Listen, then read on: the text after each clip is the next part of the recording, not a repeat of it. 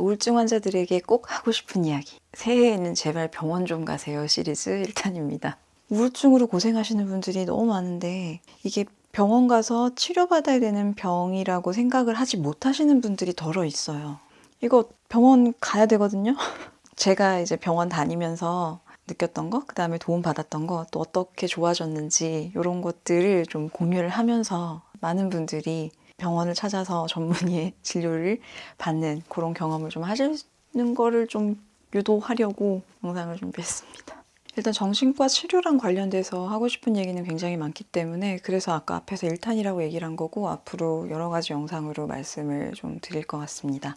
일단은 좀 본격적인 얘기를 하기에 앞서서 지금까지 제가 만나왔던 정신과 선생님들에 대한 얘기를 썰을 풀듯이 얘기를 해볼게요. 이 신경정신과는 특히나 이 선생님을 잘 만나는 게 굉장히 중요해요. 우울증 같은 이런 병들의 가장 어떤 큰 특징, 다른 병이랑 다른 특징 중에 하나가 어떤 기기 같은 걸 통해서 정량적인 분석을 통해 병을 진단하기 어려운 그런 병이라는 거죠. 그래서 정신과 같은 경우는 가서 제가 선생님한테 저는 뭐 이러이러한 증상이 있고 뭐 이러이러한 문제 때문에 왔습니다 라고 선생님한테 얘기를 하고 선생님이 저한테 여러 가지 질문들을 하시고 그거에 대한 답을 하고 이런 과정을 통해서 선생님이 지금 이 사람이 이런저런 문제가 있구나 라고 판단을 하셔서 그걸 바탕으로 이제 약을 처방을 해주시고 또 약 외에 어떤 것들을 이 치료를 위해서 해야 되는지를 알려주시거든요. 근데 결혼하신 분들은 아시겠지만 내가 도대체 이 인간이랑 같은 언어를 쓰고 있는 게 맞나라는 생각이 들 때가 있잖아요.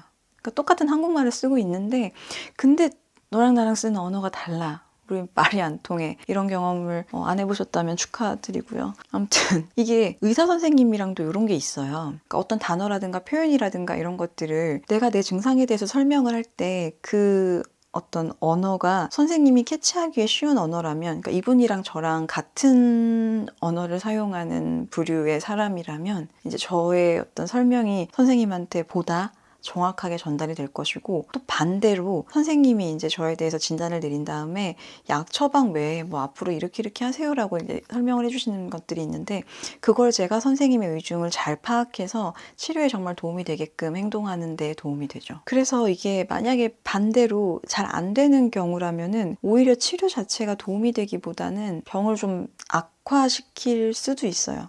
그래서 저는 주변 분들한테 신경정신과를 찾아갔는데 이 선생님이랑 나랑 너무 안 맞는 것 같다라고 하면은 좀 다른 선생님을 찾아보기를 추천을 하는 편이에요. 저도 지금까지 6분의 선생님을 만났고 시행처가 중간에 좀 덜어 있었죠. 일단 첫 번째 선생님은 진짜 좀 완벽했어요, 사실은. 제가 소개를 받아서 간 곳이었는데 제가 첫 번째 정신과 전문의로 이 선생님을 만난 게 저한테 정말 큰 행운이었다고 생각을 해요. 제가 병원을 찾기 전에 가지고 있었던 어떤 거부감이나 우려 같은 것들을 전부 좀 사라지게 만들고 신뢰를 갖게 해주신 분이에요. 그래서 제가 지금도 막 사람들한테 병원 가세요 하잖아요. 그게 이 선생님 덕분입니다. 선생님이랑은 얘기도 잘 통했고 뭐 이것저것 되게 많이 좋았어요. 많이 좋았는데 그중에 특히 이 선생님이 진짜 짱이었던 게 선생님이 저한테 직접 하셨던 말이 제가 약을 좀 잘 써요 라고 얘기를 하셨거든요. 근데 정말 저는 선생님이 처방해 주신 약을 먹고 와 진짜 새로운 세상을 경험을 했었어요. 뭐 한간에서는 뭐 약을 먹고 뭐 얼마가 지나야지 뭐 약효가 나타난다라고 뭐 이런 얘기가 있는데 저는 정말로 약 먹고 이튿날부터 그냥 되게 좋았어요. 어떤 느낌이었냐면 모든 것들이 너무 편한 거예요. 그동안 내가 너무 힘들었고 불편했고 막 괴로웠고 짜증났고 이랬던 것들이 그냥 싹 없어지고 제가 그때 정확하게 어떤 느낌이었다고 비유를 했었냐면 한 발로 이렇게 콩콩콩 뛰면서 이제 살다가 두 발로 딱 서가지고 안정적으로 세상을 딛고 좀 살게 된 그런 느낌이었어요. 주변의 사람들이 막 저한테 너 왜 그렇게 예민하냐 너는 왜 그러냐라고 얘기를 했던 게 지들은 두 발로 이렇게 걸었었으면서 지금 한 발로 지들 따라간다고 막 그렇게 발버둥 쳤던 나를 두고 막 그랬다고 말하면서 근데 그조차도 웃어 넘길 수 있을 만큼 약 먹고 와 내 안에 부처가 있구나 막 그 정도로 좋았어요. 근데 약 자체의 도움보다 이게 저한테 더 큰 중요한 의미를 가지는 게 뭐냐면 진짜 우울증이라는 병은 하나의 질환이다. 병원에 가서 처방받은 약으로 치료가 되는 그냥 그야말로 병이다. 그 사실을 깨달은 게 저한테는 가장 중요해요. 만약에 제가 첫 번째 선생님으로 이분을 만나지 못하고 뭔가 좀 저랑 많이 안 맞는 분을 만났다면 저는 또 그때 이렇게 병원 한번 갔다 와보고 거봐 역시 이거는 좀 마음의 문제지. 신경정신과가 뭐 그렇게 도움이 되겠어 라고 생각을 하고 또다시 먼 길을 돌아가겠죠. 그 생각을 하면은 선생님한테 너무너무 감사해요. 근데 그러던 선생님께서 본인의 원래 꿈은 의사가 아니었노라 이러시면서 막 의사를 그만두겠다고 하시는 바람에 저는 선생님을 잃었습니다. 그리고 이제 두 번째 선생님이 그냥 그 동일한 병원을 다른 분이 인수하셨어요. 그래서 저는 다음 진료 때 이제 그 선생님한테 갔는데 이분 진짜 별로였어요. 딱 2번 방문하고 두 번째 방문만에 바로 손절했습니다. 일단 이분은 저에 대해서 관심이 없어요. 그 정신과 진료를 하는 데 있어서 굉장히 중요한 것 중에 하나가 환자랑 선생님 간의, 의사 선생님 간의 그 라포라고 하는 어떤 뭐랄까 관계가 형성되는 거라고 해요. 또 실제로 경험해본 바로도 그게 꽤 중요한 역할을 하고 있고요.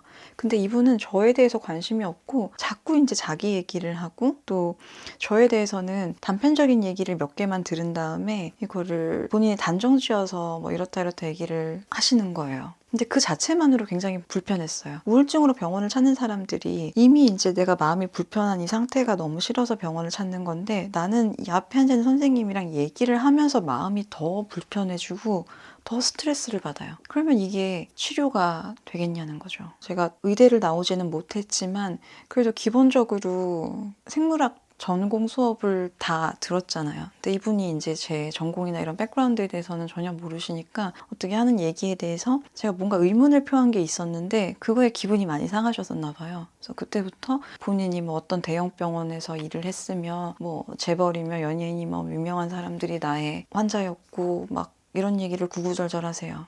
그러니까 그것이 나의 권위니까 내가 너에 대해서 어떻게 판단을 하고 어떤 처방을 내리고 뭐 어떻게 하든지 간에 너는 그걸 따라야 된다라고 얘기를 하셨는데 이게 어떤 분한테는 또 그런 것들이 이분을 신뢰할 수 있는 그 좋은 요소가 돼요. 그렇다면 어차피 환자 입장에서 내가 이분을 믿고 따라가야겠다라고 마음을 먹으면은 또 그 또한 그거는 또 둘 간에는 되게 좋은 요소가 될 수 있는데 일단 저한테는 애초에 정신과 의사가 환자에 대해서 별다른 관심이나 이 사람에 대해서 더 알아보려는 생각 없이 어떤 본인의 권위를 계속해서 내세우는 게 저는 이분을 좀 믿을 수가 없었어요. 그래서 이분과 저는 맞지 않다. 그러고 그 병원에 발을 끊었습니다. 그리고 그 병원에 발을 끊으면서 아예 정신과 진료를 안 받기 시작을 했어요. 그러니까 내게 맞지 않은 선생님을 만난 게 이런 부작용도 있어요. 그러니까 치료가 완전히 끝나지 않은 상태에서 임의로 이거를 중단을 하게 되는 거예요. 그리고 세 번째 선생님은 특징이 대문자 F? 되게 따뜻하고 자유로운 분이세요. 또 처음 겪는 어떤 스타일의 선생님이셨는데 이분 같은 경우는 얘기를 정말 잘 들어주셨어요. 그 약도 잘 처방을 해주셨고 이분이 얘기하는 스타일은 좀 그런 거예요. 이분 그러니까 완전 대문자 F인데 그렇죠 그랬겠군요. 그런데 그게 뭐 나쁜가요? 그럴 수 있는 거 아닌가요? 당연히 뭐 그렇게 느낄 수 있는 거 아닌가요? 그거 자체에 대해서 너무 그렇게 자책하고 스트레스 받고 그러지 마세요라고 하는 게 이제 이분의 상담 스타일이었어요. 그리고 덜어는 또 이 선생님이 제 얘기를 듣다가 좀 눈물을 보이시기도 해요. 근데 그렇다고 절대로 이제 저한테 이렇게 감정적으로 휩쓸리거나 그러시는 건 아니고 그냥 그 순간에는 진짜 진심을 다해서 얘기를 들어주고 이해를 하려고 노력한다는 게 느껴지고 또 이성적으로 판단을 해서 저한테 조언을 하실 때는 하시고 또 약도 정확하게 처방을 해주시고 해서 그 병원에 다니는 동안 꽤 도움을 많이 받았던 기억이 있습니다. 이 병원 같은 경우는 제가 회사 사무실을 옮기는 바람에 너무 멀어져서 병원을 갈 수가 없어서 자연스럽게 이제 이 병원은 못 가게 되었고요. 지금도 선생님 좀 가끔 보고 싶어요. 그리고 그 다음 병원부터는 이제 동네 집 근처에서 병원을 찾기 시작해요. 그래서 네 번째 병원 같은 경우는 집 근처에 있던 정신과 중에 하나였는데 여기는 선생님 되게 괜찮았어요. 선생님 되게 젠틀하시고 정신과 진료를 받는 입장에서도 선생님이 저한테 이제 의사로서 환자에게 해주는 얘기와 더불어서 뭔가 또 또 더 알고 싶은 것들이 있잖아요. 선생님한테 저의 내가 무엇을 전공했고 박사학위까지 했다는 거를 말씀을 드렸어요. 그랬더니 이분도 그거를 좀 신나하시더라고요. 그래서 처음엔 이렇게 되게 단순하게 어떤 걸 설명을 해주시다가 제가 이제 그런 얘기를 하면서 좀 더 구체적으로 그러니까 제 머릿속에서 어떤 일들이 일어나고 있는지 알고 싶어요. 그리고 또 제가 먹는 약들이 또 어떤 것들을 건드려서 그렇게 되는지 알고 싶어요 라고 말씀을 드렸더니 갑자기 신이 나셔가지고 그 모니터에 뇌 호르몬 있어요. 뭐 도파민 리셉터랑 막 이런 것들 있잖아요. 그 패스웨이 맵 같은 걸 이렇게 막 보여주시면서 막 설명을 하시기 시작하는 거예요. 얘기하고 진료하고 이런 거 즐거웠는데 문제는 약이었어요. 이분이 고집이 있으셨는데 제가 그 전에 먹던 약이 되게 저랑 잘 맞았잖아요. 그래서 그런 약을 먹었다고 말씀을 드렸는데 이분이 그 약은 좀 올드한 약이다. 새로 나온 약이 있으니 그거를 써보자 라고 해서 약을 먹었고 그 약을 먹고 저는 다시는 겪고 싶지 않은 부작용을 경험하게 되거든요. 뭐였냐면 변비였어요. 제가 지금까지 일생을 살면서 고3 때도 그렇고 그 어떤 순간에도 제가 해외에 어디를 나가서 무얼 먹더라도 배변 활동에 문제가 있었던 적이 없어요. 그러니까 저는 변비라는 게 어떤 느낌인지 이게 뭔지를 평생 모르고 살았던 사람인데 그 약을 먹고 갑자기 이게 무슨 일인가 이게 그 말로만 듣던 변비인가 근데 나는 이런 상태로는 인생을 살 수가 없겠는 거예요. 제가 밥을 뭐 적게 먹는 것도 아니고 먹는 것도 많은데 제가 지금까지 정신과 약을 먹으면서 되게 다양한 부작용들을 경험을 했었는데 그 어떤 부작용보다도 이게 제일 좀 싫었어요. 그래서 병원 가 선생님한테 이번에 약을 먹었더니 변비가 생겼습니다. 좀 도와주십시오 했는데 선생님이 또 고집이 있으시더라고요. 그래서 제가 나는 도저히 이것은 받아들일 수가 없겠다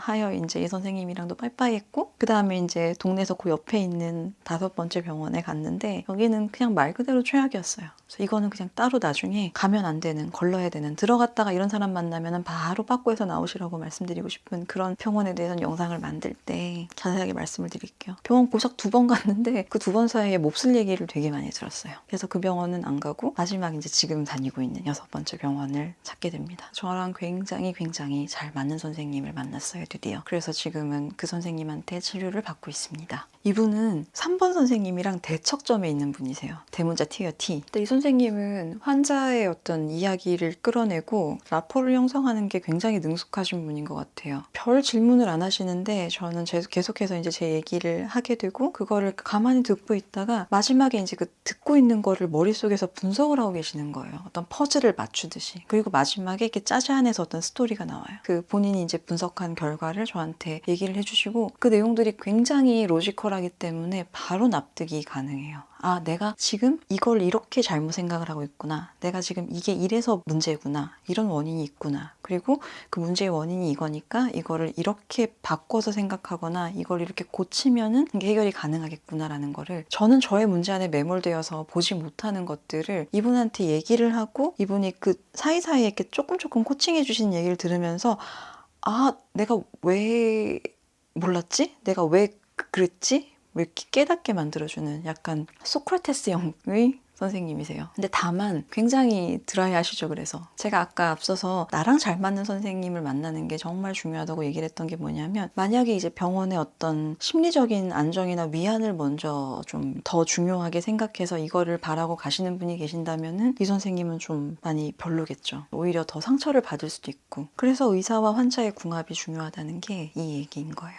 저는 참 운이 좋게도 지금 너무 저랑 잘 맞는 선생님을 찾았고요. 자, 새해에는 병원에 꼭 좀 가세요 1탄으로 제가 그동안 만났던 선생님들에 대한 썰을 좀 풀어봤습니다. 두서없이. 앞으로는 좀 더 나한테 잘 맞는 의사 선생님을 고르기 위한 좀 더 구체적인 방법이랑 피해야 되는 병원이나 선생님들의 어떤 특징 같은 것들 그리고 또 정신과 진료를 받으러 가기 전에 내가 어떤 것들을 준비하면은 내 상태를 선생님들한테 좀 더 잘 얘기하고 좀 더 좋은 효과적인 치료를 받을 수 있는지 뭐 그런 여러 가지 팁 같은 것들을 공유를 해드리려고 하니까 내가 우울증이다 싶으면은 병원을 가세요. 그러면 오늘 밤도 평안하시기를 바랍니다. 안녕.